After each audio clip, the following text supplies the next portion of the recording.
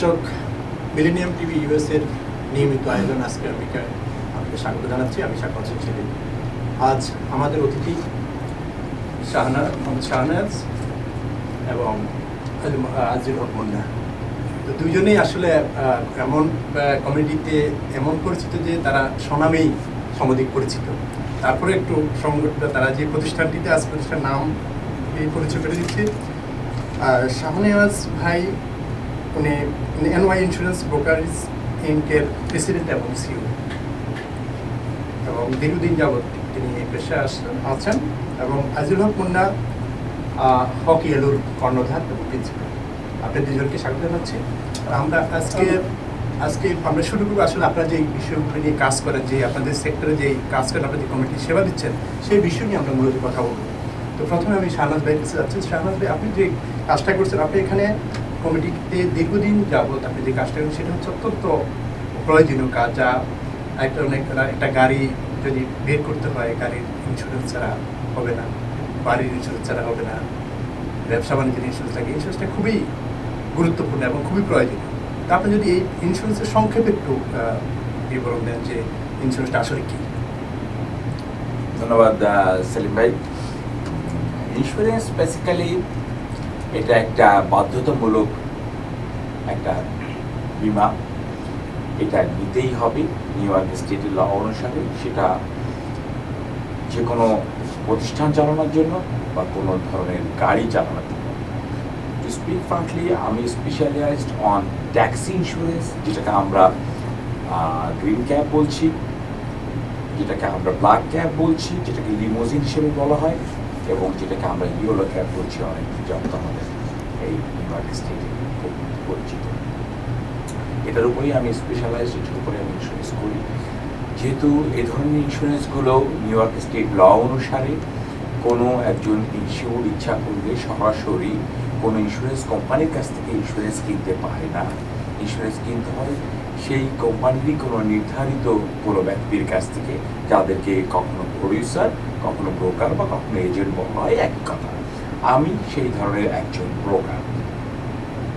So আমি যে কাজটা করে থাকি, সত্যি কথা বলতে, সেটা একটা সেবামূলক কাজ। সেটা আমি আমার কমিউনিটিকে সেবা দিচ্ছি। সো ইন্স্যুরেন্সটা যেহেতু বাধ্যতামূলক, তার যে কোনো একজন ব্রোকারের কাছ থেকে ইন্স্যুরেন্সটা নিতে হবে।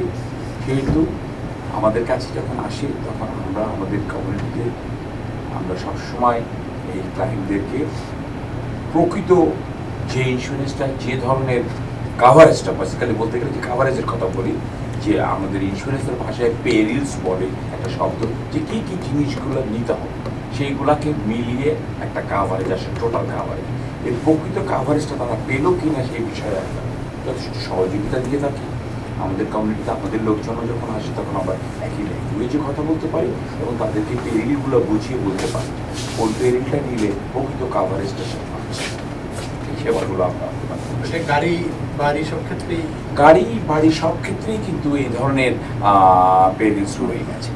ইচ্ছা করলে আমরা কিন্তু কোনো কাভারেজ কমিয়ে আনতে পারি, কখনো কোনো কাভারেজ বাড়িয়েও দিতে পারি।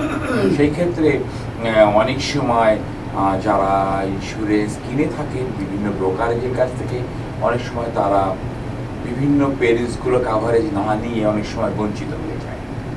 আমাদের হক ভাই, আমাদের অনেক বন্ধু মানুষ, উনি জানেন এই বিষয়টা ভালো করে, যে একটা বিষয় কাভারেজ একটু কমিয়ে দিয়ে প্রাইসটা আমরা কমিয়ে আনতে পারি।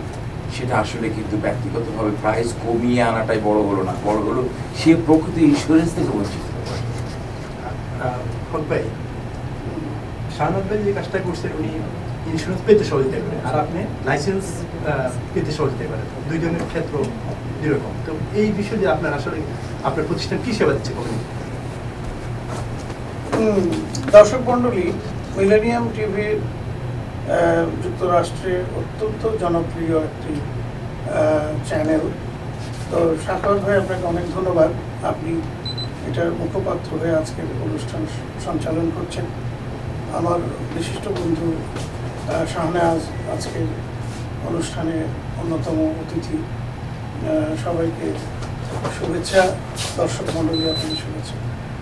সমস্যা হচ্ছে যে, একটু মজার বিষয়, আমি নিউ ইয়র্ক সিটিতে দীর্ঘদিন যাবত এই যে ট্যাক্সি চালানোর সাথে সম্পৃক্ত যে মানুষগুলো, একটি লায়ন পোর্শন, একটা উল্লেখযোগ্য সংখ্যক মানুষ কিন্তু এই পেশায় সম্পৃক্ত। আপনি জানেন যে দীর্ঘদিন যাবত চলে এসছে ব্ল্যাক লিমোজিন, যে গাড়ি, কালো গাড়ি চালানোর যে বিষয়টি, এটি কর্পোরেট লেভেলের যে সমস্ত কর্মকর্তা আছেন তারা এই গাড়িগুলো ব্যবহার করে এবং অসংখ্য লিমোজিন কোম্পানি নিউ ইয়র্ক সিটিতে আছে। আপনি জানেন নিউ ইয়র্ক সিটি হচ্ছে বিশ্ব রাজধানী, প্রতি বছর প্রায় 5 কোটি visitor new York city visit করে, আর নিউ ইয়র্ক সিটির স্থায়ী বাসিন্দা প্রায় 1 কোটির কাছাকাছি আপনি জানেন, তারা তো আছেই। আর নিউ ইয়র্ক সিটির তিলোত্তমা যে শহরটি, যেটাকে আমরা সিটি বলি, সেটা হচ্ছে সেই শহরটি কখনো ঘুমায় না, the greatest city in the world. তো এইটি মূলত ম্যানহ্যাটন কেন্দ্রিক, এই বহুতল বিশিষ্ট ভবন এবং তাতে লক্ষ লক্ষ মানুষের পদচারণায় মুখরিত এই যে শহরটি।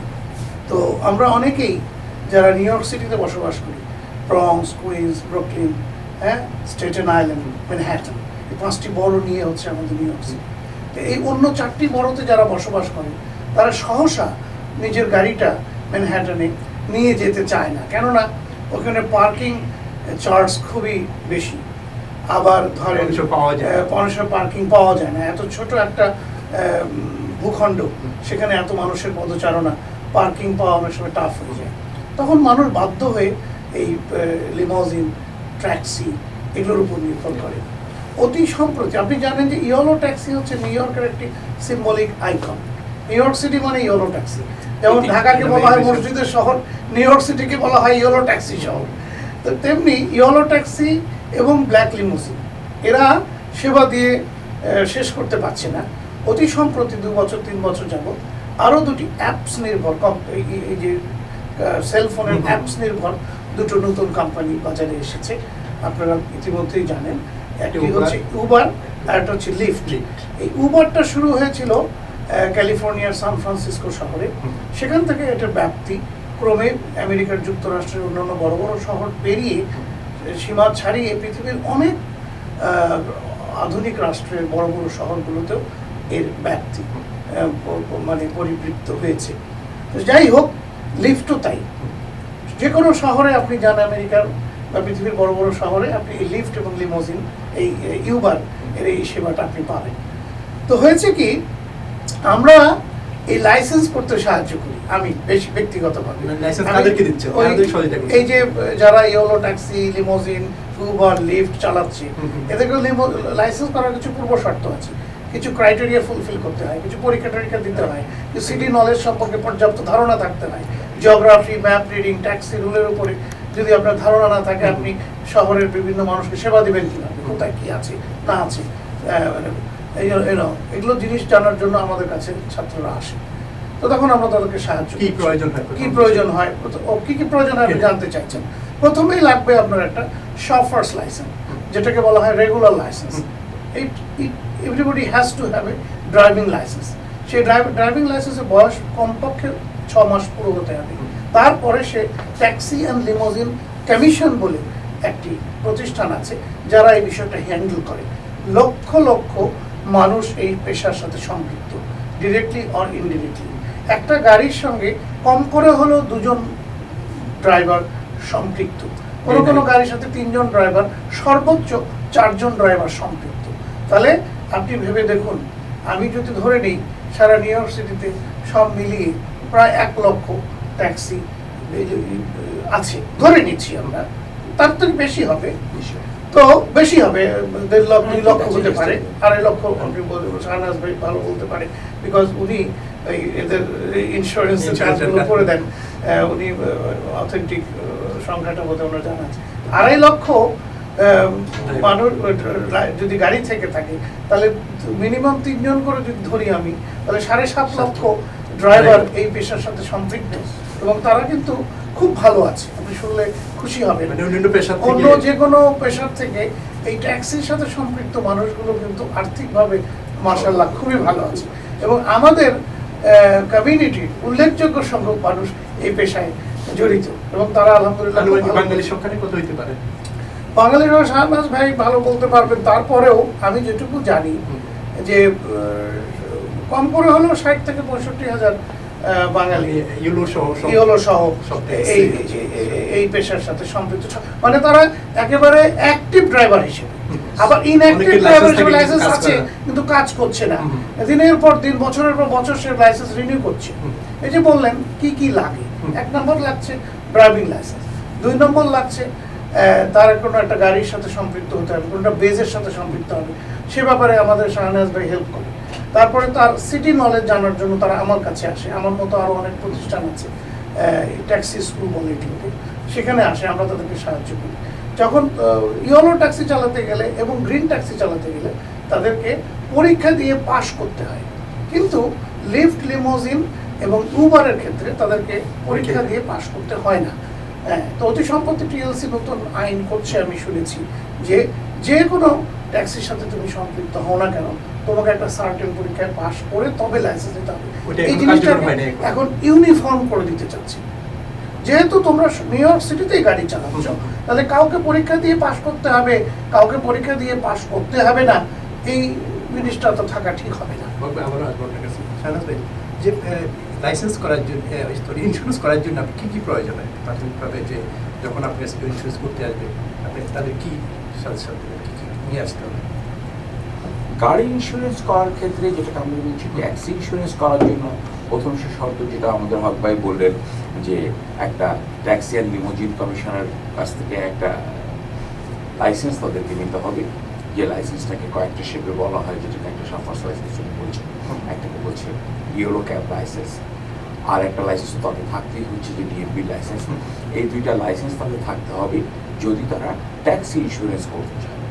এরপরে আর যেটা রিকোয়ারমেন্ট, সেই রিকোয়ারমেন্টটা হলো যে তার গাড়ির মালিকানা দেখাতে হবে, কারণ এখানে ট্যাক্সি অ্যান্ড লিমোজিন কমিশনের এবং ইন্স্যুরেন্স ইন্ডাস্ট্রির একটা ল আছে যে যে নামে গাড়িটা ইন্স্যুরেন্স করা হবে, ইনস্যুরের নামে গাড়িটা হতে হবে।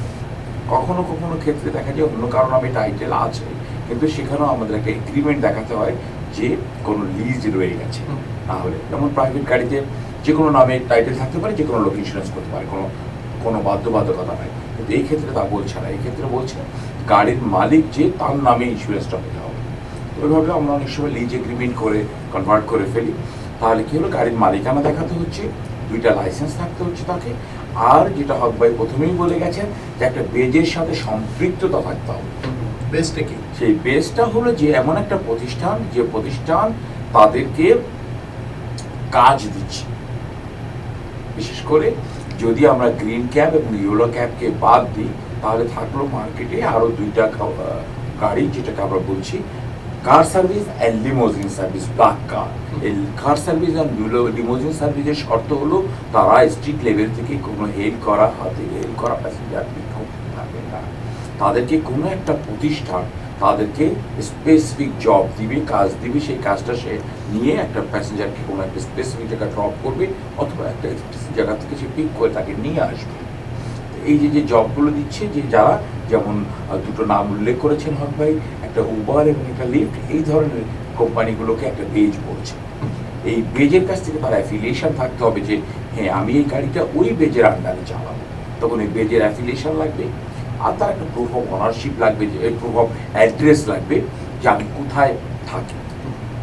কারণ এটাকে টিএলসি ল বলছে যে অনেক ব্যক্তি অন্য স্থানে থাকে, কিন্তু অন্য স্থানের অ্যাড্রেস ব্যবহার করে, কিন্তু বলছে না, তুমি যে স্থানে থাকো ওই স্থানের অ্যাড্রেস ব্যবহার করে তুমি এই ইন্স্যুরেন্সটা নিতে হবে।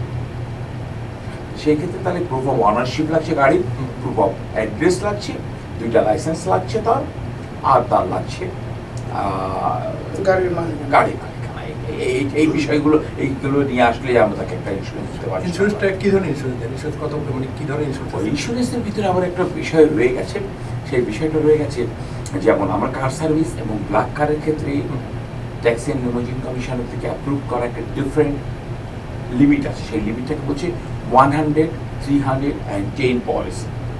আর ট্যাক্সি অ্যান্ড লিমোজিন কমিশন যখন তারা বেজের অ্যাপ্রুভাল দিয়েছে, যারা এই কাজগুলো দেয়, তারা আবার 3 ক্যাটাগরির বেজকে অ্যাপ্রুভাল দিয়েছে। একটা ক্যাটাগরিকে বলছে কার সার্ভিস, একটা ক্যাটাগরিকে বলছে ব্ল্যাক কার সার্ভিস, আর একটা ক্যাটাগরিকে বলছে লাক্সারি কার সার্ভিস।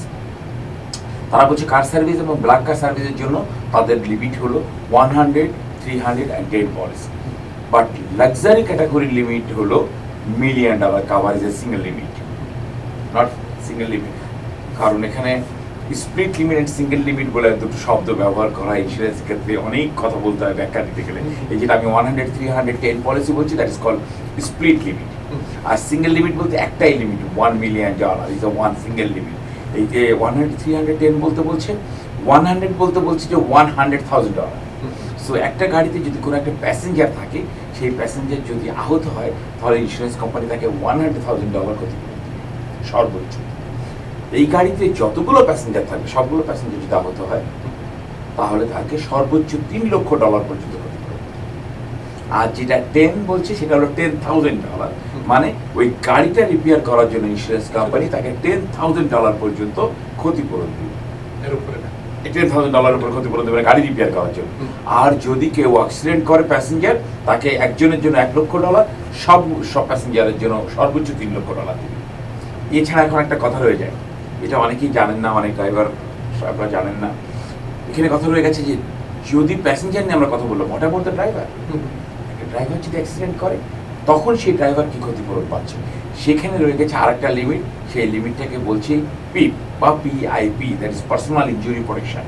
এখানে থাকছে $200,000 লিমিট। ওই ড্রাইভারকে চিকিৎসা করার জন্য তার ইন্স্যুরেন্স কোম্পানি তাকে $200,000 পর্যন্ত ক্ষতিপূরণ দেবে। যদি কেউ মারা যায়, এখন মারা যাওয়ার প্রসঙ্গটা নিয়ে ওইভাবে কোনো লিমিট ওখানে নাই যে চিকিৎসা করার খরচ দিবে, মারা যাওয়ার পরে তাকে কোনো ক্ষতিপূরণ দেবে এটা নাই। এটা বিমা কভার করছে, ইন্স্যুরেন্স এই ইন্স্যুরেন্স কভার করছে না, সেটা লাইফে চলে গেল, সেটা লাইফে চলে যাচ্ছে। বাট অটো ইন্স্যুরেন্স কখনো কোনো লোক ডেথ হয়ে যাওয়ার জন্য ডেথ বেনিফিট দিচ্ছে না, কোনো ডেথ বেনিফিট চিকিৎসা পর্যন্ত বেনিফিট দিচ্ছে। PIP দিচ্ছে ড্রাইভারের জন্য $200,000, আর প্যাসেঞ্জারের জন্য 100 আর 300, একজনের জন্য 100, সবার জন্য 300। এখন এটা চলে গেল স্প্লিট লিমিট, যেটাকে আমি বললাম, যেটাকে কম্বাইন্ড লিমিট বলছি $1 million ফর দ্য লাক্সারি বিলস। এই $1 million বলতে $1 million coverage, anything any happen. একজন লোকের জন্য যদি সে ক্ষতিগ্রস্ত হয়, তাকে ওই $100,000 জায়গায় $1 million ক্ষতি করে দেবে। এইটা হলো সিঙ্গেল লিমিট। এইটা হলো এই ইন্ডাস্ট্রির লিমিট। সুতরাং এই লিমিটেই তাকে পলিসিটা নিতে হচ্ছে।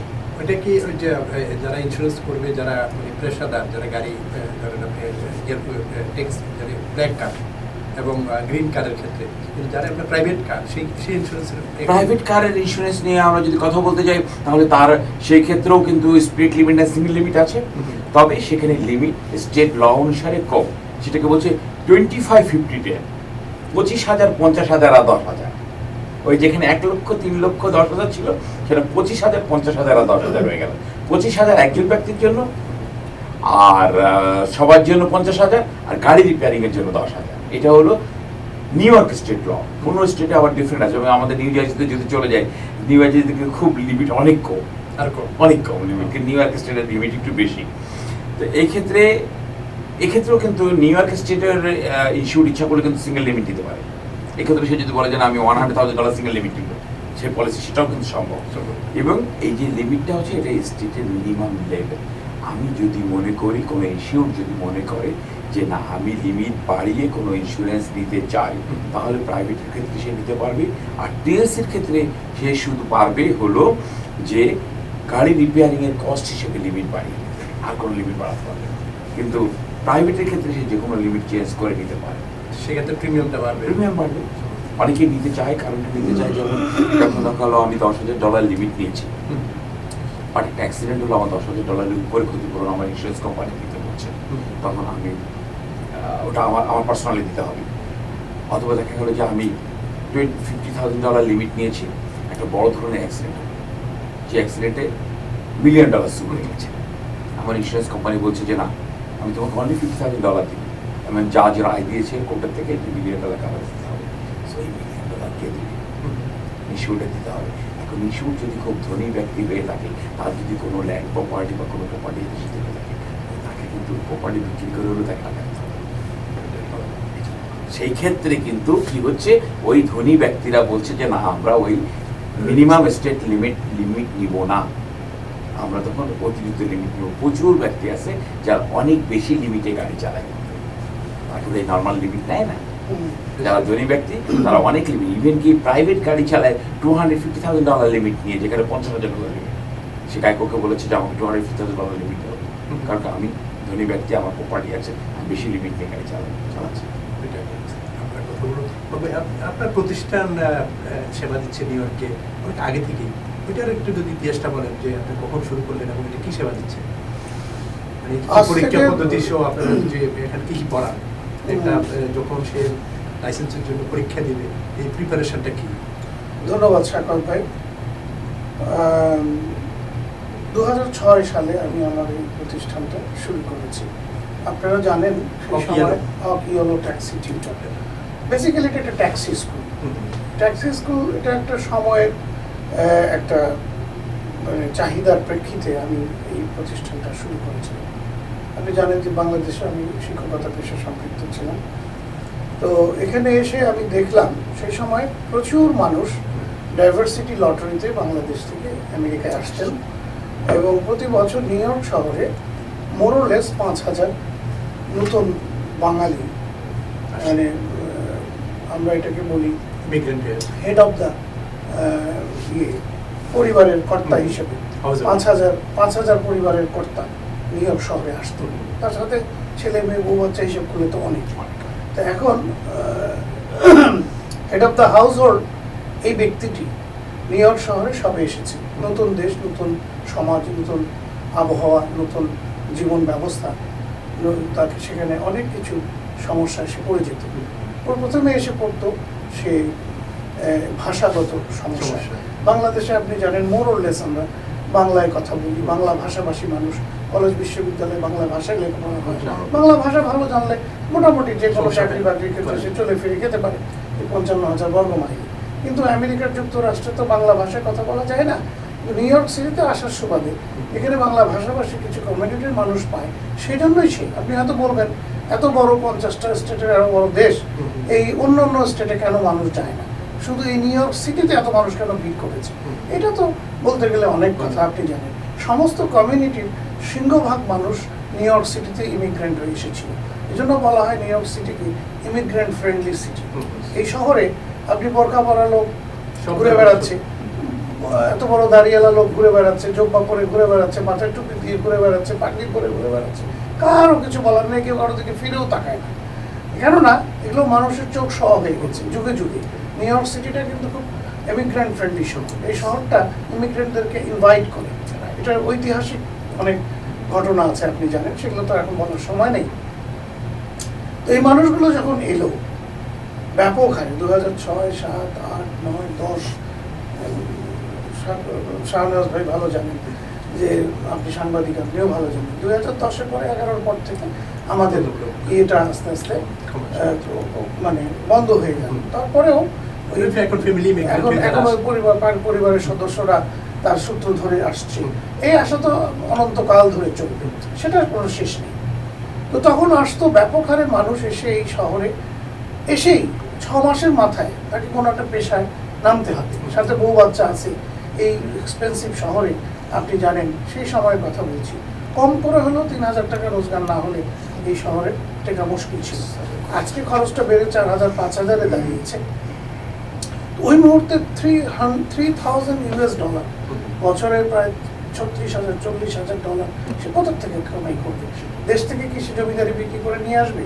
আর জমিদারি থাকলে তো সে এখানে আসতেও না, তাই নয় কি? আমরা more or less middle class, lower middle class ফ্যামিলির লোকজন নিউ ইয়র্ক সিটিতে আসছে। আরও অনেক কারণে মানুষ এখানে আসে, আপনি জানেন দেশের রাজনৈতিক হানাহানি, দেশের মানুষের নিরাপত্তাহীনতা, সমাজে বিশৃঙ্খলা, এগুলোর থেকেও মানুষ ছেলে মেয়েদেরকে একটা ভালো পরিবেশ মানুষ করার জন্য, একটা সোশ্যাল সিকিউরিটি পাওয়ার জন্য মানুষ এই বিশ্বের সেরা শহরটাতে আসতে চায়, সেরা দেশে আসতে চায়। এখানে আর যাই হোক খেয়ে পরে বেঁচে থাকে, সামাজিক নিরাপত্তার মধ্যে মানুষ বাঁচতে পারে। যাই হোক, তো তখন মানুষগুলো কি করে খাবে? তো এসেই কেউ ওই যে ডাঙ্কিন ডোনাটসে কাজ নিল, কেউ রেস্টুরেন্টে কাজ নিল, কেউ হয়তো গ্রোসারিতে কাজ নিল, তাতে তো বেতন খুবই সীমিত, তা দিয়ে সুন্দরভাবে সংসারটা চলছিল না। এবং অনেক দিন থেকেই নিউ ইয়র্ক সিটিতে একটি সুখ্যাতি আছে, ট্যাক্সি চালিয়ে যারা জীবিকা নির্বাহ করেন মাশাআল্লাহ তারা ভালো রোজগার করেন, আপনি শুনলে খুশি হবেন। সেই সময় আমি দেখেছি 4,000, 5,000, 6,000, 7,000 টাকা মাসে আমার ছাত্ররা রোজগার করেছে, আজকেও স্বাধীন করছে, পেশা। আজকেও করছে, আজকেও আজকেও করছে। করছে। সবচেয়ে বড় জিনিস ছিল সেটা হলো স্বাধীন পেশা। স্বাধীন পেশা, সুন্দর কথা বলেছেন শাহনওয়াজ ভাই। সেটা হচ্ছে যে বাংলাদেশে আমরা কিন্তু বাঙালি জাতি কিন্তু কত স্বাধীনচেতা জাতি।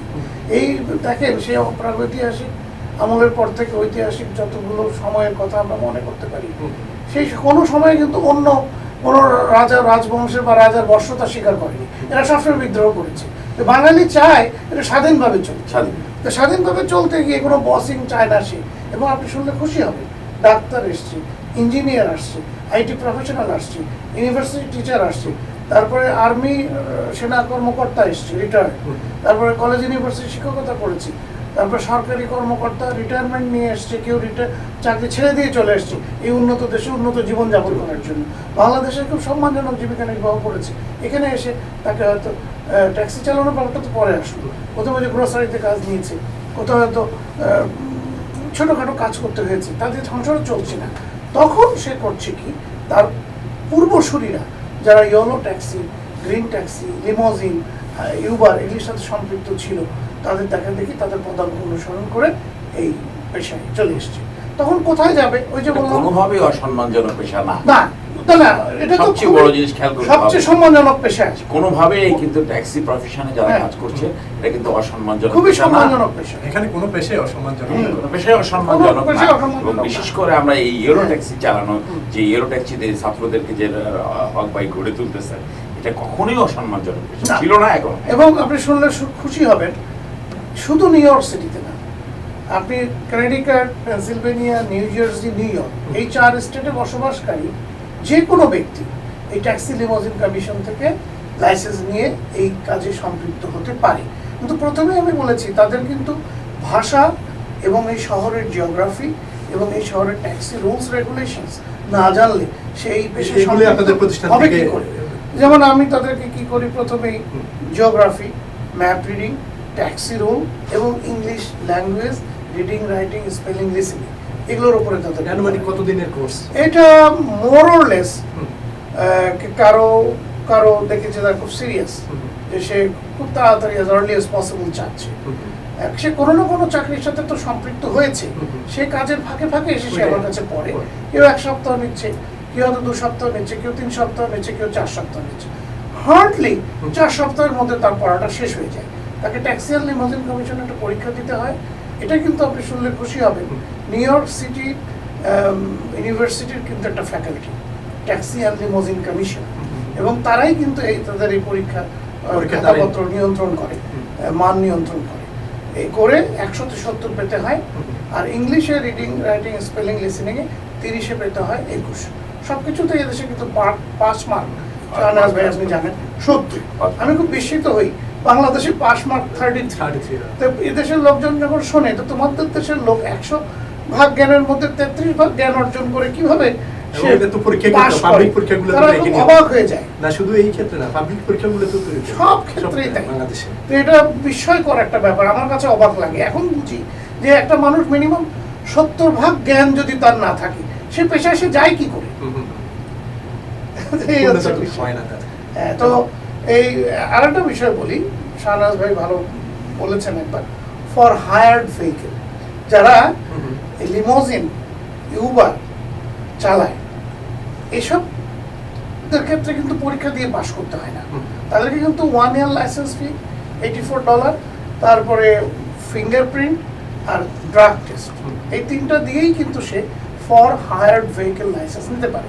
শাহনাজ ভাই একবার উল্লেখ করেছেন, এরা তার সংশ্লিষ্ট বেস থেকে তাকে প্রি অ্যাসাইন কাজ দেয়। সে কিন্তু রাস্তা থেকে হেল করেছে একজন মানুষ, ট্যাক্সি বলে হাত তুলেছে, তাকে সে নিতে পারবে না। এটা ট্যাক্সি আর লিমোজিন কমিশনের কিন্তু আইন আছে যে তোমরা শুধু ইয়েলো ট্যাক্সি ছাড়া এবং সম্প্রতি গ্রিন ট্যাক্সি ছাড়া, তাও গ্রিন ট্যাক্সি ওদের ক্ষেত্রে সুনির্দিষ্ট জায়গা আছে, ওর বাইরে সে যেতে পারে না। শুধু ইয়েলো ট্যাক্সি এই নিউ ইয়র্ক সিটি 5 বড় যে কোনো জায়গা থেকে স্ট্রিট হেল্প প্যাসেঞ্জারকে সে তুলতে পারে, কিন্তু লিমোজিন আর ইউবার এরা তাদের বেস তাকে অ্যাসাইন করবে সুনির্দিষ্ট কাজ, সেই যাত্রীকে সে তুলবে, সেই যাত্রীকে সে নামাবে, অন্য কোনো যাত্রীকে সে নিতে পারবে না। এই হচ্ছে বিষয়। আমরা আবার কথা বললাম, আমরা একটা ছোট্ট একটা বিরতি যাবো, দর্শক সময় হলেও বিরতি পর আবার আমরা ফিরে যাবো, আপনারা বিরতি নিয়মের সাথে থাকবেন।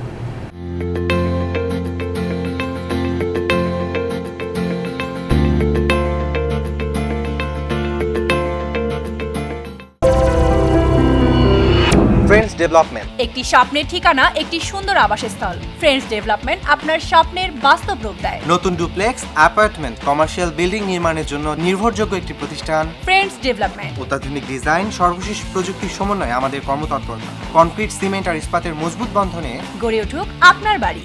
রোদ বৃষ্টি সহ সকল বৈরিতার বিরুদ্ধে করি সঠিক ট্রিটমেন্ট। আপনার শহরের প্রাইম লোকেশনে রয়েছে আমাদের অ্যাপার্টমেন্ট। আপনার কষ্টার্জিত টাকা এবং আমাদের নির্ভেজাল শ্রমে নির্মিত হোক আপনার স্বপ্নের বাড়িটি। আপনার জীবন হোক সুন্দর এবং আনন্দময়। আমাদের ঠিকানা friends development, 211 east 43 street, suite B, 507, New York, NY 10017।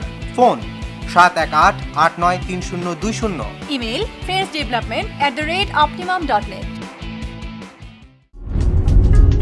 Impress trading আপনার স্বাস্থ্য ও সৌন্দর্য সুরক্ষায় বিশুদ্ধ ঔষধ ও প্রসাধনী সামগ্রী সরবরাহের নির্ভরযোগ্য প্রতিষ্ঠান। বিশ্ববিখ্যাত ঔষধ ও প্রসাধনী কোম্পানির নিজস্ব পণ্য বাজারজাতকরণ, বিপণন এই প্রতিষ্ঠানের লক্ষ্য। একটি ভুল ঔষধ কেড়ে নিতে পারে একটি তাজা প্রাণ, আবার একটি সঠিক ঔষধ ফিরিয়ে দিতে পারে একটি নতুন জীবন। উচ্চশিক্ষিত এবং প্রশিক্ষণপ্রাপ্ত একদল কর্মী 24 ঘন্টার সেবা প্রদান করছে। চিকিৎসকের পরামর্শ অনুযায়ী সঠিক ওষুধটি আপনার হাতে পৌঁছে দেওয়া আমাদের কর্তব্য।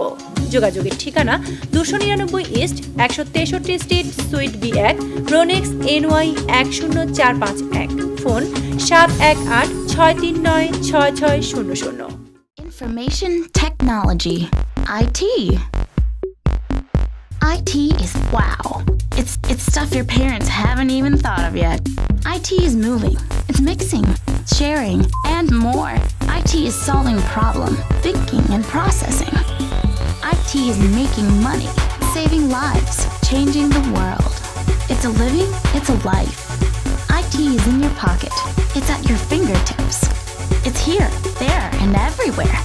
IT is on CSI, in business, in the lab, it's in the hospital, on the radio, in the movies. Welcome to Concord IT Development, total IT solution. Our services: web development, dynamic web solution, application development, domain registration, web hosting, network solution. We are available on 37-47 73rd Street, Newark, USA. Concord IT Development, total IT solution. Nirob restaurant and sweet meats. আমরা বাংলাদেশি সহ south Asian সকল রকমের খাবার পরিবেশন করে থাকি। মনোমুগ্ধকর প্রশস্ত পরিবেশে সুস্বাদু খাবারের আনন্দ উপভোগ করার জন্য সপরিবারে আসুন। বিয়ে, গায়ে হলুদ, জন্মদিন, সুইট 16 সহ বিভিন্ন সামাজিক অনুষ্ঠানে ক্যাটারিং করে থাকি।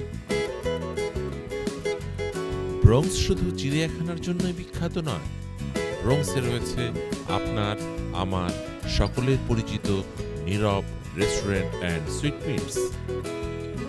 নীরব restaurant and sweet meats, 2109 Sterling Avenue, Bronx, New York 10462। Welcome to Apple Auto Body Repair, proudly providing expert auto repair and maintenance services to customers from the 5 boroughs of New York City. Our certified technicians are here to provide you with the highest level of automotive service. We also take the time to explain every job. You can be rest assured that our technicians have been trained to repair your vehicle, no matter what the age and what the model. The first time and always use the right part for your car. We are a full service shop and can handle both your car's basic requirements and ultimate performance needs. We also do New York State inspections, and we also have unibody specialists available. From batteries to brakes to tune-ups, to all general repairs and auto body repairs, come to Apple Auto Body today. We are located on 6115 32nd Avenue, Woodside, New York 11377.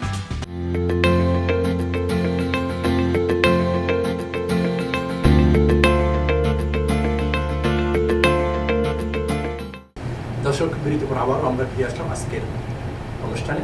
আজ আমাদের সাথে রয়েছেন শাহনাজ ভাই, যিনি NY ইন্স্যুরেন্সের president এবং CO, আর ফকিয়ালুর কর্ণধার আজিজুল হক মুন্না। আমরা আপনাদেরকে আবারও স্বাগত জানাচ্ছি। আমরা যে বিষয় নিয়ে কথা বলছিলাম, আমাদের বিষয়, আপনাদের যে বিষয়গুলো নিয়ে কাজ করে, ইন্স্যুরেন্স এবং ট্যাক্সি ক্যাবের লাইসেন্সের বিষয় এবং ইন্স্যুরেন্সের বিষয়। ইন্স্যুরেন্সের যে বিষয়গুলো শাহনাজ বলছিলেন যে ইন্স্যুরেন্সের কিছু ক্যাটাগরির কথা বলছিলেন, এখানে আরও কিছু আছে যে লাইবিলিটি ইন্স্যুরেন্স এবং আরেকটা ফুল কাভারেজ, এই বিষয়টা যারা একটু আপনি ক্লিয়ার করেন। এটা একটা খুব জরুরি বিষয়। ধন্যবাদ সেলিম ভাই আপনাকে বিষয়টা উত্থাপন করার জন্য। আমরা যখন কোনো ইন্স্যুরেন্স কাভারেজ দিই, তার ভিতরে দুইটা ইন্স্যুরেন্স চলে আসছে। একটা insurance liability, which is mandatory. Liability ইন্স্যুরেন্সটা আপনাকে নিতেই হবে, না হলে আপনাকে নিয়ম ডিএমভি প্লেট দিবে না এবং রেজিস্ট্রেশন অ্যাপ্রুভাল দিবে না। ট্যাক্স লিমিটেড কমিশন থেকে আসলে যেন ট্যাক্স দিতে হবে। আর প্রাইভেটের ক্ষেত্রে তো ট্যাক্স লিমিটেড কমিশন ইনভলভ না, শুধু ডিএমভি ইনভলভ। এর ভিতরে যেটা লায়াবিলিটির পরে আমাদের আরেকটাকে বলছি আমরা ফুল কাভারেজ, যেটাকে বেসিক্যালি বলা হয় ফিজিক্যাল ড্যামেজ, অথবা কখনো কখনো আমরা দুইটা পার্টে এই ফিজিক্যাল ড্যামেজ ভাগ করা, কম্প্রিহেন্সিভ অ্যান্ড কলিউশন, তার জন্য আমরা কখনো বলি comp and collision insurance, which is not mandatory. Comprehensive and collision mandatory না, বাট এই ইন্স্যুরেন্সটা নিলে কি লাভ হবে, এটার পিছনে যুক্তিটা হলো যে কম্প্রিহেন্সিভ অ্যান্ড কলিউশন, এই ফুল কাভারেজ ইন্স্যুরেন্সটা আপনার নিজের ইন্স্যুরেন্স, অথবা কখনো কখনো ম্যান্ডেটরি যদি আপনি ফাইন্যান্সে গাড়িটা কিনে থাকেন, ব্যাংক বলবে যে এই গাড়িটা এখনো পর্যন্ত আমার ফাইন্যান্স হয়ে গেছে, so we are the owner of the car, তুমি এই গাড়িটার এই কভারেজটা নেবে। এই কভারেজটা নিলে লাভ কী হলো, যদি কখনো কোনো আপনি গাড়ি পুড়ে যায়, গাড়ি যদি চুরি হয়ে যায়, কখনো আপনার কোনো দোষে আপনি কোনো অবজেক্টের সাথে অ্যাক্সিডেন্ট করেন, অথবা অন্য কোনো গাড়ির সাথে আপনি অ্যাক্সিডেন্ট করেন, সম্পূর্ণটাই আপনার দোষ। যে কোনো কারণে যে কোনো দুর্ঘটনা ঘটে, আপনার এই ফিজিক্যাল ড্যামেজ কোম্পানি আপনার গাড়ি ক্ষতিপূরণ দেবে বিজ্ঞান করার জন্য। তো এই জন্য আমরা ফুল কাভারেজটা নিতে বলি। কারো যদি নতুন গাড়ি হয় অথবা কারো যদি ফাইন্যান্স থাকে গাড়িতে, তাহলে এই গাড়িটার এই ফুল কাভারেজটা নেওয়া উচিত। ওটা কি ব্ল্যাক কারের ক্ষেত্রেও একই কথা, আর প্রাইভেটের ক্ষেত্রেও একই কথা, দুটোর ক্ষেত্রে এই কিন্তু একই অবস্থা। প্রিমিয়ামটা তারতম্যের প্রিমিয়ামটা ভ্যারি করছে, ওর উপরে depend on the value of the car. গাড়ির মূল্য যত বেশি হবে তত ফুল কাভারেজের মূল্য বেশি হবে। লায়াবিলিটির ক্ষেত্রে আসলে অনেক ধরনের ল রয়ে গেছে, স্পেসিফিক কিছু রিজনে লায়াবিলিটিতে রেটটা ভ্যারি করছে, আর ফুল কাভারেজের রেটটা ভ্যারি করছে শুধুমাত্র গাড়ির ভ্যালুর উপরে। তা এখন লায়াবিলিটির মানেটা কি, অনেকেই হয়তো লায়াবিলিটির মানে বোঝেন না যে লায়াবিলিটি ম্যান্ডেটরি, তা আমি এটা নিচ্ছি কেন, কি বেনিফিট পাচ্ছি লায়াবিলিটিতে। তো প্রথম কিন্তু কত প্রসঙ্গে আমি বলে ফেলেছি যে একটা পার্ট যে কি বেনিফিট পাচ্ছে লায়াবিলিটির বেনিফিটটা, যেটা হলো যে 100, 310 পলিসি অথবা 25, 50, 10 পলিসি প্রাইভেটের ক্ষেত্রে কি বেনিফিটটা বলেছিলাম যে ক্ষতিপূরণটা কি। আর বিষয়টা হলো লায়াবিলিটিটা ওয়াই ম্যান্ডেটরি।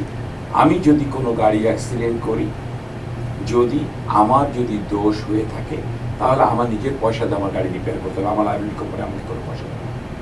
যদি আমার দোষ না হয়ে থাকে, তাহলেও আমার লায়াবিলিটি কোম্পানি আমাকে কোনো পয়সা দেবে না।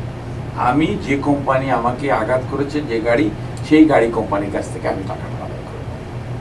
সেটা আমি ব্যক্তিগতভাবে আদায় করতে পারি, আমার ব্রোকারের মাধ্যমে আদায় করতে পারি, অথবা আমি কোনো প্রতিষ্ঠানের মাধ্যমে আদায় করতে পারি। প্রতিষ্ঠান বলতে যা বোঝায় যে আমাদের কোনো ল ফার্ম বা কোনো আদায় করতে পারি, আদায় করে নেব, দ্যাট ইজ কল লায়াবিলিটি। আর ফুল কাভারেজটা বলছি যে আমার দোষ হয়েছে বা কার দোষ হয়েছে, that is not the question. Accident হয়েছে, আমি আমার কোম্পানিকে রিপোর্ট করবো, আমার কোম্পানি আমার গাড়ি করতে পারবে, এটাই হলো full coverage. So this is the difference between full coverage আর লায়াবিলিটি।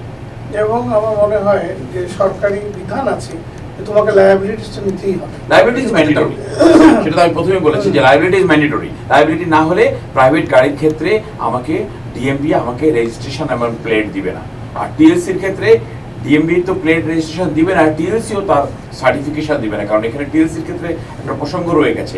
আমি টিএলসি ইন্স্যুরেন্স করেই ডিএমবিতে যে প্লেট আনতে পারবো না। আমি টিএলসি ইন্স্যুরেন্স করে আমি টিএলসিতে যে টিএলসি থেকে একটা লেটার নিয়ে তারপরে আমি ডিএমবিতে গেলে ডিএমবি আমাকে প্লেট দিবে, টিএলসি কনসেন্ট লাগবে। তা টিএলসি আমাকে কনসেন্ট দিবে না, ডিএমবিতে প্লেট রেজিস্ট্রেশন দিবে না, আগেই বলেছে যে আমার।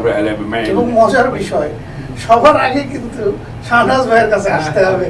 ইন্স্যুরেন্স কাগজটা না নিলে ইন্স্যুরেন্স না হলে তো প্লেটই পাবে না। প্লেটই পাবে না, ইন্স্যুরেন্স ইজ ম্যান্ডেটরি, এটা তো না হলে তো হবে না।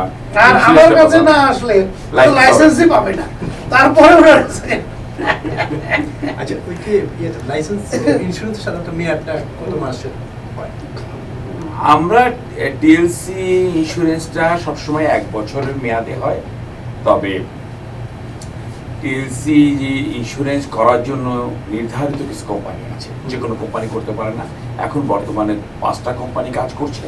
যে 5টা কোম্পানির ভিতরে American Transit, Hereford, Fiduciary insurance company, Maya insurance company, Global Liberty insurance company, 5টা কোম্পানি কাজ করছে। এই 5টা কোম্পানির ভিতরে 2টা কোম্পানি, একটা হলো মায়া এবং একটা হলো গ্লোবাল লিবার্টি ইন্স্যুরেন্স কোম্পানি, তারাই শুধু নিউ ইয়র্ক স্টেটের কাছ থেকে পারমিশন নেওয়া আছে যখন পলিসি করবে সেখান থেকে 1 বছরের জন্য। আর যে বাকি 3টা কোম্পানি থাকলো, American Transit, Hereford and Fiduciary insurance company, তারা পারমিশন নেওয়া আছে যখনই পলিসি করবে সেই policy 1st of March expire করে যাবে। দেন 1st of March to 1st of March 1 বছরের জন্য আবার সেই পলিসি। সো একটা লোক যদি কখনো ফেব্রুয়ারি মাসের 1 তারিখে একটা পলিসি করে, তাহলে he will get a insurance for a specific period for only February. এরপরে তাকে আবার ফেব্রুয়ারির মার্চের 1 তারিখ থেকে আরেকটা 1 বছরের ইন্স্যুরেন্স করতে হবে। সো যখনই পলিসি অ্যাপ্লাই করা লাগবে, অ্যাপ্লাই করা লাগবে, আবার রিনিউ করতে হবে পলিসিটাকে, তাকে রিনিউ করতে হবে। জাস্ট রিনিউ, অটো রিনিউ বলে কোনো জিনিস নাই। রিনিউয়ালের কতগুলো প্রসিডিউর আছে, সেই প্রসিডিউরগুলো মেইনটেইন করে তাকে রিনিউ করতে হবে। এটা কি প্রাইভেট কারের ক্ষেত্রেও সেটা? প্রাইভেট ক্ষেত্রে না, প্রাইভেট কারের ক্ষেত্রে যখনই আপনি পলিসি করবেন সেখান থেকে পলিসি পিরিয়ড শুরু হবে। তাকে কোম্পানি টু কোম্পানি ভ্যারি করছে। যেমন প্রগ্রেসিভ ইন্স্যুরেন্স কোম্পানি একটা পলিসি দিচ্ছে 1 বছরের জন্য, কান্ট্রিওয়াইড পলিসি দিচ্ছে 1 বছরের জন্য। আবার দিকে গাইকো বলছে যে না, আমি পলিসি দিব 6 মাসের জন্য। কখনো কখনো গাইকোকে কিন্তু 1 বছরের পলিসি নেওয়া যায়। আমি কেউ যদি স্পেসিফিক বলে যে আমি ইয়ারলি পলিসি চাই, তাহলে সেও তাকে 1 বছরের পলিসি দিচ্ছে। অর্থাৎ যখন থেকে শুরু হবে সেখান থেকে পলিসি শেষ হবে 1 বছর পরে। টিএলসির ক্ষেত্রে শুধু একটু ভ্যারি করছে, ওই 3টা কোম্পানি থেকে পলিসি নিলেই 1st of March পলিসিটা এক্সপায়ার করছে।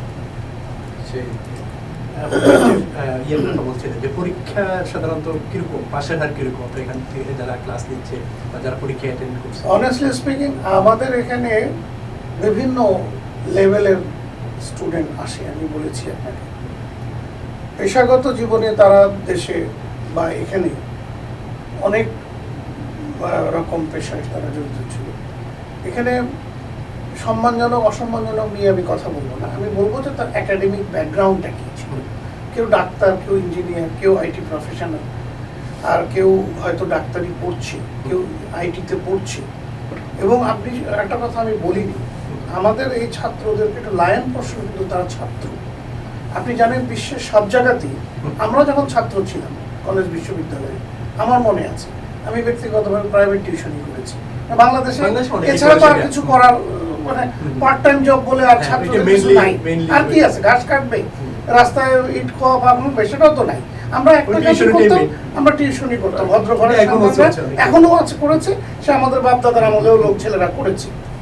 যা ফিনান্সিয়ালি ইনসলভেন্ট বলে কথা না, একটি ছেলে বা একটি মেয়ে সে কলেজ বিশ্ববিদ্যালয়ে পড়ে, হলে থাকে বা শহরে চাচার মাসে মামার বাসায় থাকে, তার হাত খরচ তো দরকার, বা মেসে থাকে, বন্ধুদের সাথে থাকে, তখন সে চিন্তা করে যে আমি যদি বিকেলে 1-2 টিউশনই করি তাহলে তো আমার কিছু বাড়তি টাকা এলো, তাহলে আমার দেশ থেকে বাইরে থেকে টাকা আনতে লাগলো না। আর আমরা তো মোরলেস মধ্যবিত্ত মধ্য পরিবার থেকেই আসা, জমিদার পরিবার থেকে আমরা কজন এসেছি বলেন আপনি? তো এখানেও আমাদের ছাত্ররা, সে আমেরিকান ছাত্রই হোক, সে ওই ক্লিনটনের মেয়েই হোক, আর ওই প্রেসিডেন্ট বুশের ছেলেই হোক, আর ওই বিল গেটসের ছেলেই হোক, এখানে কিন্তু এটা একটা ট্র্যাডিশন। ছেলেমেয়েরা যখন কলেজ ইউনিভার্সিটিতে পড়ে সবাই কিন্তু পার্ট টাইম জব করে। এটাতে কোনো নিন্দা, এটা কিন্তু তারা এনজয় করে, এটা পার্ট অফ লাইফ কলেজ বিশ্ববিদ্যালয়ের ছাত্রদের জীবনে। তো আমাদের এই দেশি কমিউনিটি বলতে আমি সাধারণত বাংলাদেশ, পাকিস্তান, ইন্ডিয়ান, নেপালি, এই যে তারপরে আমাদের আফ্রিকান আমেরিকান কমিউনিটি আছে, তারা এরা করে কি, কলেজ ইউনিভার্সিটিতে পড়ে পার্ট টাইম তারা ইয়েলো ট্যাক্সি চালায়। তো আপনি পাশের হাত তো বিভিন্ন, আবার অনেকে আছে খুব কম লেখাপড়া জানা, ধরেন বাংলাদেশ থেকে এসেছে বা বিশ্বের যে কোনো জায়গা থেকে আসে, বেশি দূর লেখাপড়া করেনি, সে হয়তো দশম শ্রেণী, অষ্টম শ্রেণী, অল্প লেখাপড়া জানে, ইয়েস নো ভেরি গুড পারে, কোনো রকমে একটু একটু হাই হ্যালো বলতে পারে। তো ওই লোকগুলোর জন্য আমাদের একটু বেশি কষ্ট করতে হয়। তো এভাবে বলবো না যে আমার এখানে 100% ছেলে মেয়েরাই পাস করেছে, আমাদের এখানে কিন্তু মহিলারাও ক্লাস করছে, মহিলারাও কিন্তু আমার স্টুডেন্ট, তারাও কিন্তু ট্যাক্সি চালাচ্ছে। নিউ ইয়র্ক সিটি আপনি জানেন খুবই নিরাপদ শহর। নিউ ইয়র্ক সিটির অথরিটি মানে এটা ডিমান্ড করে new York city is the safest city in the world, এটা অ্যাটলিস্ট তারা ডিমান্ড করে। তারপরেও বড় শহর যেখানে কোটি লোকের বসবাস, সেখানে কিছু ক্রাইম তো হতেই পারে। বাঙালি মেয়েরা মোটামুটি আছে এই আমাদের পেশায়। বাংলাদেশি মেয়েরা এই কাজের সাথে সম্পৃক্ত এবং তারা খুব ভালো করছিল। এবং এবং ইয়ে তো ব্ল্যাক কারও হ্যাঁ, ব্ল্যাক হলুদ সব কিছু ভদ্র মহিলারা কাজ করছে। তো আমি দেখেছি যারা মোটামুটি ভালো একাডেমিক ব্যাকগ্রাউন্ড ফেলে এসেছে তাদের পাশ করতে কষ্ট হয় না, চট করে সে পাশ করে। কিন্তু যারা লেখাপড়া একটু পিছিয়ে পড়া, একটু মানে ইয়ে টাইপের বেশি পিছিয়ে পড়া, তাদের আমি দেখেছি এক একবার ফেলও করেছি। আমি তো বললাম আপনাকে 100-তে 70 পেতে হয়, সে হয়তো 68 পে ফেল করেছে বা 66 পে ফেল করেছে। হ্যাঁ, তখন আমরা ফেল করলে স্বভাবত কারণে আমারও মন খারাপ হয়, তারও মন খারাপ হয়। তো আমি পরীক্ষায় পাঠানোর আগে 3টা 4টা 5টা মডেল টেস্ট, প্র্যাকটিস টেস্ট নিয়ে তারপরে পাঠাই। কিন্তু তারপরেও আনফর্চুনেটলি তো সে, আমি তাকে হয়তো যেভাবে প্রস্তুতি নিতে বলেছিলাম, আমাকে হয়তো না জানিয়েই সে হয়তো পরীক্ষা দিতে চলে গেছে, কিংবা আমার কাছে তার পড়া আরও 2-4টা লেসন বাকি আছে, সেটা সে না করেই সে বেশি সাহস দেখাতে গিয়ে পরীক্ষা দিয়েছে, সে ফেল করেছে। পরে এসে সে আমাকে বলে, সে লজ্জিত হয়। কিন্তু তার কি হয়, তার সময় ক্ষেপণ হচ্ছে, প্লাস আবার পরীক্ষা দিতে গিয়ে তাকে আরও কিছু পয়সা খরচ করতে হচ্ছে, মানসিকভাবে সে একটু পিছিয়ে যাচ্ছে, তার মনের জোরটাও তো কমে গেল, তাই না? তার এই মুহূর্তে লাইসেন্সটা দরকার, তার পেছনে একটা মানুষের পেছনে তার পরিবার পরিজন, দেশে তার আত্মীয় স্বজন অনেকেই তার মুখের দিকে চেয়ে আছে, সে কবে সে ইনকাম করা শুরু করবে, সে দেশে টাকা পাঠাবে। আমরা শুনলে খুশি হবেন। আমার এখানে এই 10 বছর ইয়েলো ট্যাক্সি, গ্রিন ট্যাক্সি, এই উবার এগুলো চালিয়ে আমাদের অনেক ভাইয়েরা বোনেরা তাদের আর্থিক সামাজিক অবস্থানের পরিবর্তন করেছে। তারা এখানে বাড়িঘর করেছে, আমেরিকার যুক্তরাষ্ট্রের শীর্ষ শহর, এখানে বাড়িঘর করেছে, ভালো গাড়ি চালায়। তারপরে ঢাকা শহরে তারা অ্যাপার্টমেন্ট কিনেছে, দেশে বাড়ি ঘরের অবস্থা ভালো করেছে, জমি জমা করেছে, সহায় সম্পত্তি করেছে, মা বোন ভাই ব্রাদার তাদের সামাজিক মানের উন্নয়ন করেছে। এটি চারটেখানি কথা নয়। এবং এটার একটা আমাকে তো বলে, স্যার আপনার অনেক ভূমিকা আছে, আমাদেরকে এই পেশায় আনার কারণে আমরা আর্থিকভাবে সচ্ছল হয়েছি। শুধু তাই নয়, দেশে একটা বিরাট অঙ্কের রেমিটেন্স প্রবাহ বেড়েছে আমাদের এই প্রবাসীদের পাঠানো। তারপরে এই যে আমাদের বাঙালি পাড়ায় আমাদের যে ব্যবসা প্রতিষ্ঠানগুলো আছে, তারাও কিন্তু প্রচ্ছন্নভাবে উপকৃত হচ্ছে। আমাদের ছেলেমেয়েরা তাদের বউ বাচ্চা নিয়ে ভালো ভালো রেস্তোরাঁয় খাচ্ছে, ছেলে মেয়েদের বউ বাচ্চাদের ভালো জিনিস কেনাকাটা করে দিচ্ছে, সোনার গহনা কিনে দিচ্ছে, শাড়ির দোকান থেকে শাড়ি কিনছে, ভালো রেস্তোরাঁ বসে খাচ্ছে, গ্রসারি করছে। কি বলে সেটাই জানো যে আমরা একটু বিশ্ববোধ যদি আমি ক্লিয়ার করেন যে আপনার তো শুধু কারের ইন্স্যুরেন্স করেন না, বাড়ি এবং ব্যবসা প্রতিষ্ঠান, এইগুলো যে সংক্ষেপে একটু বলেন যে নিয়মটা কি? আসলে ব্যবসা প্রতিষ্ঠানের ক্ষেত্রে 3টা ইন্স্যুরেন্স কাভারেজ দিতে হয় তাদেরকে। গাড়ির জন্য যেমন আমরা একটাই কাভারেজ করি, লাইবিলিটি, অ্যান্ড কেউ যদি ফুল কাভারেজ করতে চায়, ব্যবসা প্রতিষ্ঠানের ক্ষেত্রে বেসিক্যালি 3টা কাভারেজ লাগে। একটা কাভারেজকে আমরা বলছি লাইবিলিটি ইন্স্যুরেন্স, আরেকটা কাভারেজকে আমরা বলছি ওয়ার্কার্স কম্পেনসেশন, আরেকটা কাভারেজকে আমরা বলছি ডিসএবিলিটি। যদি কোনো ব্যবসা প্রতিষ্ঠানে কোনো ওয়ার্কার কাজ করে, তাহলে সেই ব্যবসা প্রতিষ্ঠানের লায়াবিলিটি ইন্স্যুরেন্সের সাথে ওয়ার্কার্স কম্পেনসেশন একটা ইন্স্যুরেন্স নিতে হয় এবং একটা ডিসএবিলিটি ইন্স্যুরেন্স নিতে হয়। তাহলে যখন আমরা লায়াবিলিটি ইন্স্যুরেন্সটা কাভারেজ করি, তখন কিন্তু ব্যবসা প্রতিষ্ঠানের একটু সতর্ক হতে হবে যে আমি যে লায়াবিলিটি ইন্স্যুরেন্সটা নিচ্ছি এইতে কি কাভারেজগুলো আছে। বেসিক্যালি আমার যে কাভারেজটা প্রয়োজন, আমি সম্পূর্ণ কাভারেজটা পাচ্ছি। এটা খুব একটা বড় বিষয়। অনেক সময় অনেকে ফাইন্যান্সিয়ালি সাইডটাকেই বড় করে দেখেন। একটা ব্রোকারের কাছে গেলেন, ব্রোকার বলল যে আপনার এই ব্যবসা প্রতিষ্ঠানটাকে আমি যদি কাভারেজ করে দিই, তাহলে আপনার লায়াবিলিটি ইন্স্যুরেন্স আসবে প্রতি বছরে 1000 টাকা। পাশাপাশি আরেকটা ব্রোকারেজ অফিসে গেল, বললো যে না না 1000 টাকা কেন লাগবে, আপনাকে আমি 800 টাকায় কাভারেজটা দিয়ে দিই। উনি মনে করলেন যে তাহলে আমি তাকে লাইব্রেরি যে ইন্স্যুরেন্স পাচ্ছি তাহলে তো আমি $200 কম পেলাম। আসলে বেসিক্যালি ওনাকে প্রথম বুঝতে হবে যে আমি যে লাইব্রেরি কাভারেজটা নিচ্ছি এটা একটা কাভারেজের নাম, লাইব্রেরি স্পেসিফিক, যেটা ফিক্সড কোনো কাভারেজ না, প্রাইভেট অটোর মতো আর টিএলসি অটোর মতো 100, 300 পলিসি নাও। এই লাইব্রেরি কাভারেজটার ভিতরে অনেক কিছু জড়িত। আমার যে কাভারেজটা দরকার সেই প্রকৃত কাভারেজটা আমি পাচ্ছি কি? আমার দরকার এখানে ফ্লাড কাভারেজ, আমার দরকার এখানে ফায়ার কাভারেজ, আমার এখানে দরকার কমিউনিটিস কাভারেজ, আমার দোকানের ভিতরে কত টাকার মাল আছে, এবং আমার দোকানে যদি আগুন ধরে যায় তাহলে আগুন ধরে গেলে আমি কত টাকার ক্ষতিপূরণ পাবো, অথবা কোনো টেরোরিজম কাভারেজ, আমার দোকানে কেউ ইট পাটকেল মেরে একটা ক্ষতি করে দিল যে কাভারেজ, এগুলো কাভারেজগুলো ঠিক মতো পেলাম কিনা। ওই 200 টাকা কম দিল সে, কিন্তু কাভারেজের ভিতরে লেখা থাকলো যে শুধুমাত্র যদি কোনো ব্যক্তি বাইরের থেকে এসে আপনার দোকানে কোনো ফায়ার প্রোডাক্ট দিয়ে আগুন ধরায় দেয় তাহলে আপনার দোকানের জন্য আপনি ফায়ার কাভারেজ পাবেন, কিন্তু কোনো ইলেকট্রিক শর্ট সার্কিট বা অন্য কোনো কারণে যদি ফায়ার হয় তাহলে আপনি কাভারেজ পাবেন না, সেই জন্য আপনি $200 কম পাচ্ছেন। এটা কি বাধ্যতামূলক কিনা ইন্স্যুরেন্সটা? ব্যবসা প্রতিষ্ঠানে এটা বাধ্যতামূলক, বলতে গেলে বাধ্যতামূলক, কারণ এটা নিতে হবে, না হলে আপনার ল্যান্ডলর্ড তার দিবে না, লিস্ট করবে না। আপনি যদি নিজে মালিক হন তখন স্টেট আপনাকে ধরবে যে তুমি বিল্ডিং এর মালিক, তোমার এটা কাভারেজ করতে বাধ্যতামূলক, কিন্তু লায়াবিলিটি ইন্স্যুরেন্সটা। আর বাড়ির ক্ষেত্রেও কি সেটা? বাড়ির ক্ষেত্রেও বাধ্যতামূলক লায়াবিলিটি। হয়েছে কি অনেকেই নেই নেব নিচ্ছি করে অনেক সময় নেয় না, বিলম্ব করে, বাট এটা কিছু কিছু ক্ষেত্রে বাধ্যতামূলক, ধরার পরে তখন জরিমানা হয়ে যায়। তো যে জিনিসটা বলতে যাবে যে ফায়ার কাভারেজটার কথা, it's a very dangerous coverage. আমার কাভারেজ দরকার যে আমার এই ব্যবসা প্রতিষ্ঠানে বা আমার এই কোনো অফিস আদালতে যদি কোনো রকম দুর্ঘটনা জড়িত ফায়ার হয় সেটার জন্যই আমার কাভারেজ দরকার। আমাকে টেরোরিজম অ্যাক্টের কাভারেজ দরকার নাই, কারণ নিউ ইয়র্ক স্টেট বলেন সেফেস্ট সিটি বলে আমাদের হক ভাই বলে গেছে, ইটস ট্রু, উনি সত্যি কথা বলেছে। সুতরাং খুব কম ব্যবসা প্রতিষ্ঠান না, কোনো ব্যবসা প্রতিষ্ঠানই পাওয়া যায়নি বাইরে থেকে একটা লোক এসে আগুন ধরায় বোমা মেরে। সো ওইটার কাভারেজের জন্য আমি $200 কম পাচ্ছি বলে আসল কাভারেজটাই আমি জানি না, কারণ এই জিনিসটা সে খেয়াল করলেন না। খেয়াল করলেন কি আমি $200 কম পাচ্ছি, কিন্তু আসলে উনি কোনো কাভারেজই পাননি। $200 উনি সেভ করেননি, বেসিক্যালি উনি কোনো কাভারেজই পাননি, কিন্তু উনি একটা লায়াবিলিটি ইন্স্যুরেন্স দিয়ে রেখেছে। এই জিনিসগুলো আমাদের দেখা উচিত। আর বাড়ির ইন্স্যুরেন্সের ক্ষেত্রে কি? বাড়ির ইন্স্যুরেন্স ক্ষেত্রেও এই ধরনের অনেক ধরনের কাভারেজ রয়ে গেছে।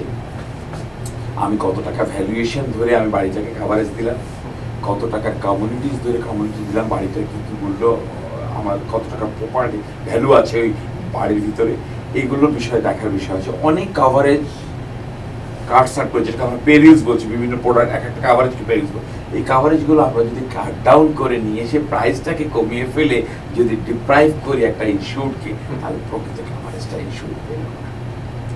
এই জন্য আমরা সবসময় সাজেস্ট করবো, বিশেষ করে আমাদের কমিউনিটি পিপলকে আমরা সাজেস্ট করবো যারা আমাদের ভাষা অবলম্বী আমাদের সাথে কথা বলেন, আমরা প্রকৃত বিষয়টা আপনাদেরকে বুঝিয়ে বলবো, এরপরে সিদ্ধান্তটা আপনাদের। এই যে ইন্স্যুরেন্সের কথা বললেন, ইন্স্যুরেন্স কি কোনো কারণে ক্যান্সেল হয়ে যেতে পারে? ইন্স্যুরেন্স ক্যান্সেল হয়ে যাওয়ার পিছনে একটাই মাত্র কারণ, যে আমি যে তথ্যটা দিয়ে ইন্স্যুরেন্স করেছি সেই তথ্যটা সঠিক ছিল না, অথবা আমি ইন্স্যুরেন্সের প্রিমিয়ামটা সঠিক সময়ে দিই। এই দুটো কারণে ইন্স্যুরেন্স ক্যান্সেল হয়ে যেতে পারে। আর প্রিমিয়াম বাড়ে কি কারণে? শুনছি অনেকের প্রিমিয়াম বেড়ে যায়। প্রিমিয়াম বাড়ার পিছনে বিভিন্ন ধরনের কারণ রয়ে গেছে। প্রথমত ইন্স্যুরেন্স কোম্পানি বলবে যে সে যদি কখনো কোনো ক্ষতিপূরণ দেয় কোনো ইন্স্যুরেন্সের জন্য, তাহলে পরবর্তী বছর সে প্রিমিয়ামটা বাড়াবে। অ্যাক্সিডেন্ট করলে, আর যদি আমি কোনো তথ্য গোপন করে কোনো পলিসি করে থাকি, পরবর্তী বছরে সে সেটার জন্য প্রিমিয়াম বাড়বে। যেমন ওয়ার্কার্স কম্পেনসেশনের ক্ষেত্রে প্রিমিয়ামটা সম্পূর্ণ ভ্যারি করছি পেরোলের উপরে। আমি এখন বললাম যে আমি আমার ওয়ার্কার আছে 2 জন, সেই 2 জন ওয়ার্কারকে আমি $20,000 করে $40,000 পেমেন্ট করছি। বেসিক্যালি লেবার ডিপার্টমেন্ট সেটাকে একটা অডিট করে প্রতি বছর, তারা অডিট করে আনঅফিশিয়াল, আমি জানবো না, আমার কোম্পানি অডিট হয়ে গেছে, তারা অডিট করে দেখলো যে না আসলে আমার যে ধরনের এমপ্লয়ি আছে তাকে আমি $20,000 দিই না, আমি তাকে বেশি দিই। তখন তারা আমাকে পরবর্তী বছর এসে ইন্স্যুরেন্স প্রিমিয়াম হাই করে দিবে এবং আমাকে একটা অডিটেড প্রিমিয়াম বলে একটা স্পেসিফিক আর একটা ইনভয়েস পাঠাবে যে এই টাকাটা তুমি দাও, তোমার অডিটেড প্রিমিয়াম, তুমি যে পেরোল ডিক্লেয়ার দিয়েছিলে বেসিক্যালি এই পেরোলের থেকে তুমি বেশি পেরোল পে করছো ইনস্যুরডকে, এই তোমার এমপ্লয়িকে, যেটা আমরা অ্যাসেস করে রেখেছি, তাহলে ইন্স্যুরেন্সটা বেড়ে গেল। এটার ক্ষেত্রে না, যেমন ধরেন আমি উদাহরণ দিই, সরি টু ইন্টারাপ্ট, শাহনেওয়াজ ভাই যেটা বলতে চাইছেন, ধরেন নিউ ইয়র্ক স্টেটে একজন মানে কর্মীর বেতন ঘন্টায় $8, আমি ধরে নিচ্ছি, কম হতে পারে বেশি হতে পারে, $8 বা $7.5, হোয়াট এভার ইট ইজ, কিন্তু ওকে আপনি কাগজে কলমে দেখাচ্ছেন $4 $5 করে, হ্যাঁ, কিংবা তাকে আপনি 40 ঘন্টায় খাটিয়ে নিচ্ছেন, কিন্তু আপনি 20 ঘন্টার টাকা দিচ্ছেন, বাকি 20 ঘন্টার টাকা তাকে ক্যাশে দিচ্ছেন, আরো কম পয়সায়, কম রেটে।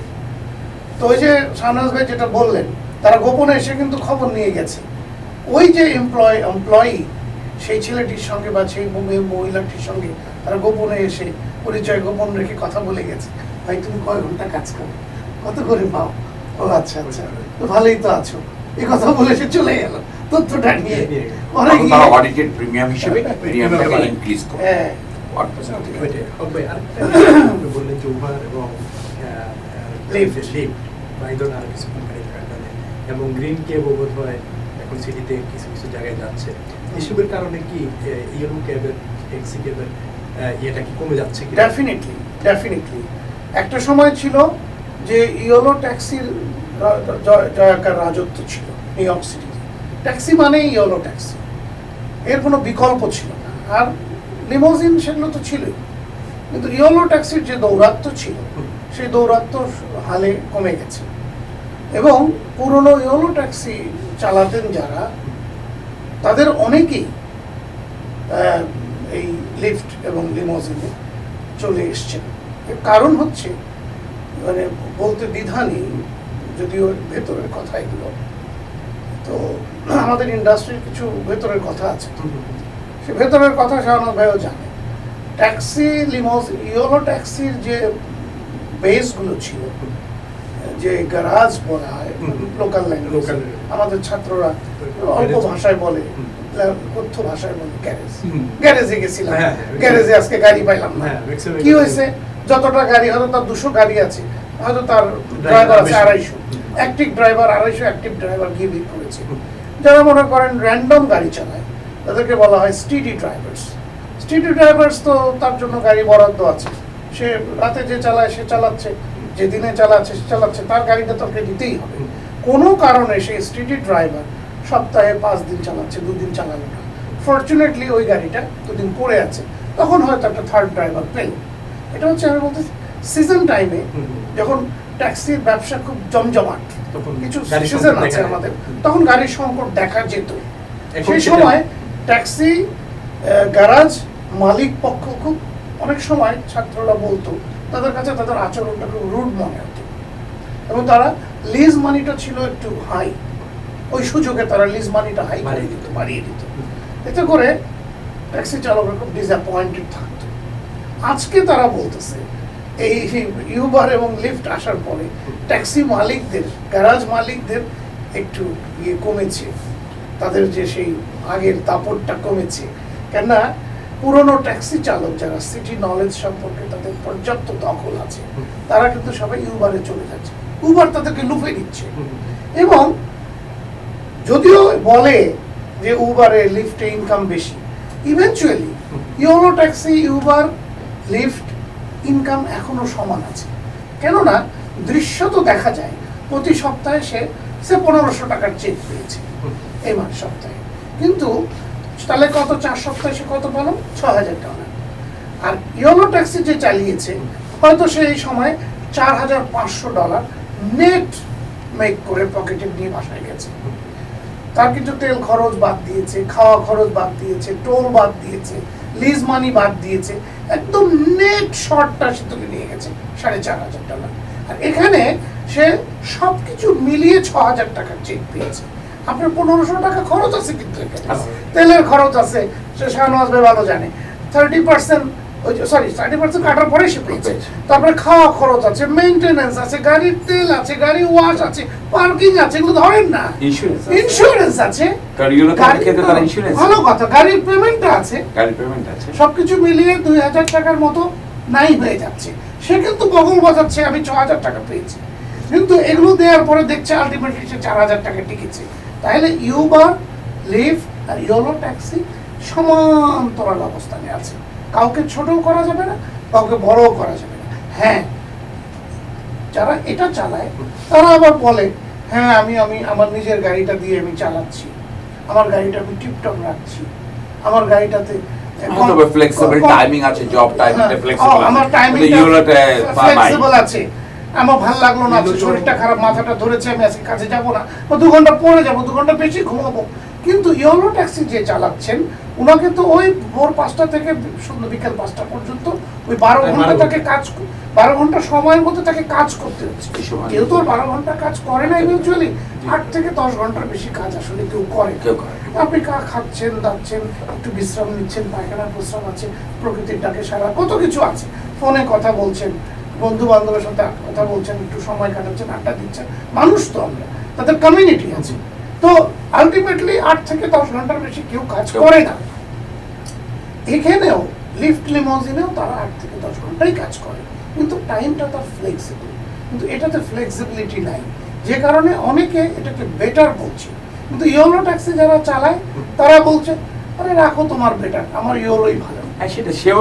যে যেটা চালায় মজা পাচ্ছে, সে বলছে আমার 24 ঘন্টার মধ্যে আমি মাত্র 10 ঘন্টার সময় ব্যয় করছি, বাড়ি 16 ঘন্টা আমার, সুতরাং অল্প সময়ের উপর দিয়ে আমার টাকা ইনকাম হয়ে গেছে।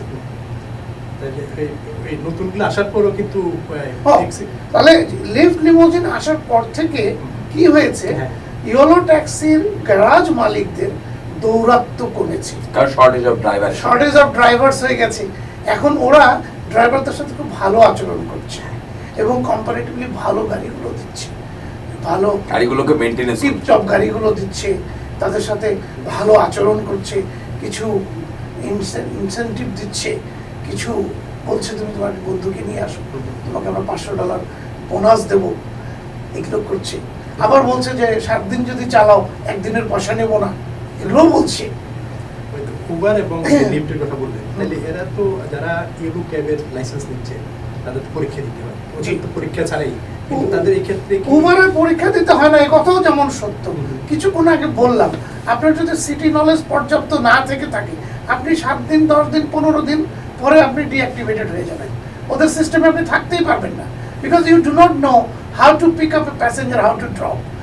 প্যাসেঞ্জার বললো আমি অমুক জায়গায় যাব, তখন সে তার মুখের দিকে তাকিয়ে বললো স্যার অ্যাড্রেসটা একটু বলুন না, আমি কি ডান দিক দিয়ে যাবো না বাম দিক দিয়ে যাবো? তখন তো ড্রাইভার প্যাসেঞ্জার তো বিরক্ত হবে যে তুমি কিরকম ড্রাইভার হে, তুমি আমাকে কোন দিক দিয়ে নিয়ে যাবে সেটা আমাকে তো। এখানকার যাত্রীরা তো অসম্ভব স্মার্ট, তারা খালি ঠিকানা বলে বসে বসে থাকে, সে কম্পিউটার ব্রাউজ করে বা অন্য কাজে ব্যস্ত হয়ে যায়। ড্রাইভার তাকে জায়গা মতো নিয়ে গিয়ে বলে স্যার আপনার জায়গা হাজির, তখন সে খুশি হয়ে যায়। আর নতুন ড্রাইভার যে কোনোদিন ইয়েলো ট্যাক্সি চালায়নি, তো আমি এই জন্য পরামর্শ দিই যে তুমি যদি লিমোজিন এবং উবার এগুলোতে ভালো করতে চাও, তোমাকে আগে ইয়েলো ট্যাক্সিতে আসতে হবে। আর এখানে আরেকটা বিষয় রয়ে গেছে, যেটা যে উবারে আপনার সিস্টেম রয়ে গেছে, ড্রাইভার কে একজন প্যাসেঞ্জার যখন নেমে যাচ্ছে তখন সে একটা রেটিং করে রাখে, হ্যাঁ 5 স্টার রেটিং দিচ্ছে, একটা রেটিং দিচ্ছে সেই ড্রাইভারটা, সে প্রপারলি সে তার জবটা ডান করলো কিনা ওটার উপর একটা রেটিং দিচ্ছে। সে যখন খারাপ রেটিং পাচ্ছে একটা সার্টেন টাইম পরে তাকে উবার অফ করে দেয়, হার্ডলি 2 থেকে 3 সপ্তাহ পরে সে ডিঅ্যাক্টিভেটেড হয়ে যাবে, সে জানবেও না কিভাবে ডিঅ্যাক্টিভেটেড হয়েছে বিকজ অফ দ্য রেটিং। প্রত্যেকটা যাত্রী তাকে রেটিং দিচ্ছে, রেটিংটা দিচ্ছে কি কারণে, তার যাত্রীর সাথে তার আচরণ কেমন, তার পরিচ্ছন্নতা, তার গাড়ির কতটা টিপটপ আছে, সে সিটি নলেজ ভালো জানে কিনা, সে রুলস রেগুলেশন মেনেছে কিনা, ট্রাফিক রুলস মেনেছে কিনা, ওভার স্পিড করেছে কিনা, রেকলেস গাড়ি চালিয়েছে কিনা, রাস্তাঘাট চেনে কিনা, সবকিছুর উপরে তাকে একটা 5 স্টার মার্কিং দেয়। যে লোকটা ইয়েলো ট্যাক্সি না চালিয়েছে, সিটিটা চেনে না, সে তো 7 দিন 10 দিনেই তো মানে আউট হয়ে যাবে কোম্পানির সিস্টেম থেকে। তবে আমরা একবারই শেষ পর্যায়ে সারাতে অনেক কথা বলেছেন, আপনার অন্য আরো বিষয় উন্নতির আরো এই বিষয়ে আমরা কথা বলবো। আজ আমাদের এখানে শেষ করতে হয়। প্রিয় দর্শক, এতক্ষণ আমাদের সাথে থাকবার জন্য আপনাকে আবারও ধন্যবাদ জানাচ্ছি। আপনারা ভালো থাকবেন, সুস্থ থাকবেন, মিলেমিশের সাথে থাকবেন।